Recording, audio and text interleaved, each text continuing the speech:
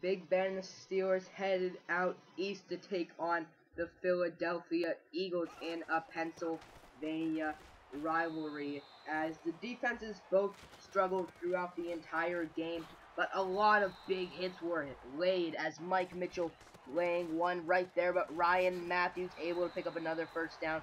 He had a pretty good first quarter, as another huge hit from Mike Mitchell. He takes it and gets the first down, and then a few plays later, off to the right side, easy touchdown to give the Eagles the early 7-0 lead, as the Steelers with a run game of their own on 3rd and 2, but there is a penalty called on the play, and it was an offensive holding penalty, which would bring it back to 3rd down and 7.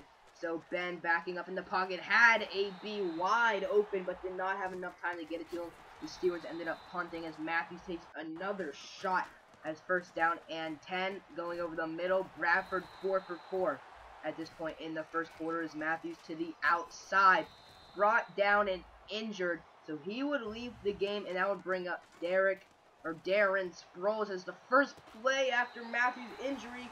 They throw it deep, and all of a sudden leads 14-0 Eagles, as they come in 1-1, Steelers 2-0, as Williams cuts it back at the end of the first quarter to pick up the first down, a 2nd down and 10. Ben looking, finding Sammy Coates over the middle, who takes a big hit from Ronnie McCoy Jr. 3rd down and 10. Ben backing up, finding Ladarius Green, who slips in the water, but still picks up the big first down, as D. Will had a strong game on the ground as well. 3rd down and 1. Ben stepping up in the pocket, hit as he throws it, and the Steelers would go for it, and the Eagles were not in a goal-line formation, so that would leave an easy QB sneak for Ben to pick up the first down and goal. Ben rolling up in the pocket, hits and fumbles the football, clearly upset. As 2nd down and goal, he has to scramble out of bet again, and for some reason, Antonio Brown comes down and the Steelers lose a yard. As 3rd down and goal, Ben finds Coates, who drags 2 defenders to the 1-yard line, so they would go for it again. Toss to the outside, Nix gives a block, Williams cuts it upfield, stiff-arming, and in to the end zone to cut the lead in half, 14-7, as Sproles goes right up the middle, but there is a penalty marker down on the play, and this would be another offensive holding, but this time on the Eagles. So 2nd and 21, Sproles going nowhere. Timmons with the quick tackle, 3rd down and 21. Bradford has to go underneath, and they actually get a good gain, but when it's 3rd and 21, there's a small chance of throwing it short and picking up the first. They would punt it away. It's on the first play. After getting the punt, the Steelers would tie it up on this DeAngelo Williams touchdown run, as he dives into the end zone, and the Steelers take the lead as he gets his 60th career rushing touchdown, a big milestone for the oldest running back in the league. 3rd down and 8. On the run, Cockrell tried to swat it and instead missed the tackle, and that would lead to an Eagles first down, as Bradford standing in the pocket, sacked by Cameron Hayward, who would have a pretty good game. 3rd and 22, just before the second half begins. They would run the ball and they would call a timeout, so the Steelers would take over, and Ben throws an interception, and now the Eagles are all of a sudden in field goal range. Bradham with the pick, 2nd down and 10, with only 5 seconds left. A good pass by Bradford, saw Mike Mitchell was out of position, and that would lead to a go-ahead field goal at half, but the Steelers would take the kickoff.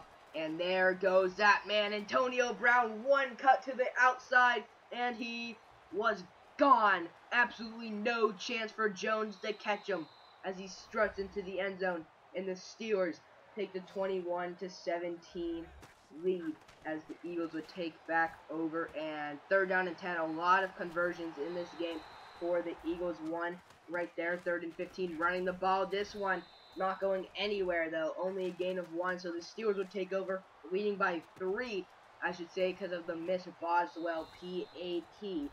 That could have made it a 4-point game. Now a field goal can tie it, and Ben is intercepted once again. Bradham, his 2nd interception of the game.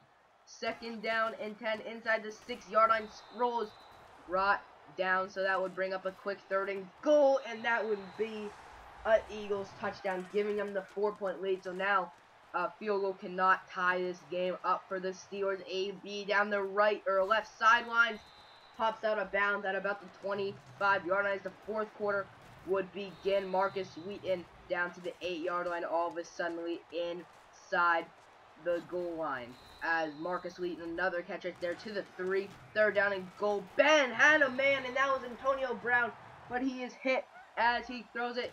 Fourth down and goal. They're going for it, down 4, and there is that man, AB, on the slant over the middle, catching the touchdown. They would get the 2-point conversion, and now leading by 4. So the Eagles now need a touchdown to take the lead as third down and 12. Going to the screen, rolls to the outside, spinning, and gets caught up at the line of the first down marker, and he would be short of the first, unable to get across, so they would go for it on 4th and inches. The Steelers in a heavy blitz formation. They blitzed a lot all game, didn't work until now, or didn't work a lot until that point, as the sack could have clinched the game right there, leading by 4 with the ball. No way they should be able to lose this game, as Antonio Brown gets stripped by Malcolm Jenkins and is picked up by Ronnie McCloy Jr. As now the Eagles have a chance to come back and take the lead in this ball game. Sam Bradford working with 4 minutes left, going deep on the very first play, and it's caught. But there's a penalty down on the field, so it could be coming back. But it's a roughing the passer penalty, which would give the ball to the Eagles at the 9-yard line. As only about 3.5 minutes left, going underneath, Zach Ertz breaks a tackle and falls into the end zone. For now, the Steelers losing by 3 can tie it with a field goal as we reach the 2-minute warning. The 2-minute drill is upon us. 1st and 10. Ben finds Brown, who puts a stiff arm up into Malcolm Jenkins. 2nd down and 4. Ben looking, watching, finding DHB, who is able to spin out of bounds with just about a minute left. Now under a minute, Ben finds AB over the middle, who makes up for the fumble at around the same place he fumbled earlier in the game, and gives the Steelers the 4-point lead. But the Eagles are putting together a drive after the Artie Burns injury.